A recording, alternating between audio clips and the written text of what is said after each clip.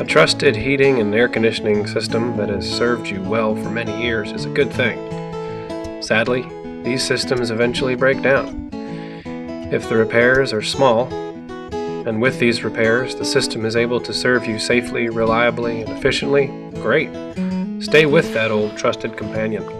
There does come a time, however, when things break down to the point they become unsafe, unreliable, and inefficient. This old gas furnace has a rusted out heat exchanger and is burning very poorly, emitting high concentrations of carbon monoxide. The outside condensing unit had developed a refrigerant leak as well, which was allowing costly refrigerant gases to escape into the atmosphere. The choices to repair were limited and expensive. This 25-year-old machine had reached the end of its useful life. The ductwork on this system was a poor design from the beginning. You can see how it is peeled apart, leaving the uninsulated inner tubing exposed. The outer liner is made from a low-grade PVC that disintegrates in the temperature extremes of an attic. The owner complained of poor airflow, dust blowing out of the ducts, and high energy bills. As you can see, there was no repair that would fix this mess. It was tear out and start over time. As we carefully removed the duct system, we noted the duct sizes to each room. We took the total airflow that these duct sizes were capable of carrying and compared it to the total airflow the existing blower was capable of delivering. The ducts were about half the size necessary to get the air to the living space. Wow!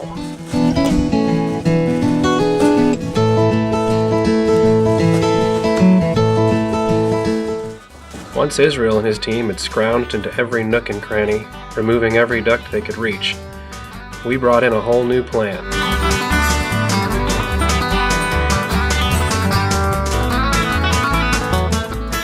The old plenum boxes for distributing the air to the ducts were made of fiberglass ductboard. This material is flaky, dusty, is easily broken, split, crushed, or otherwise damaged in the attic environment. At Tradesman Services, we decided many years ago to never use ductboard for our plenums.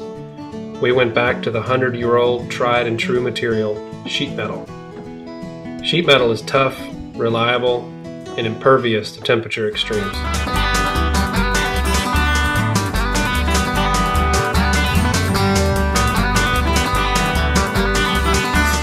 These new metal plenums are taller than the old ones to allow room for all the new ducts to fit without kinking.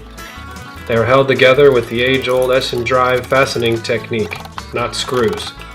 Each joint is then carefully sealed with a fiber-reinforced latex mastic which dries moisture and airproof, preventing all air leakage.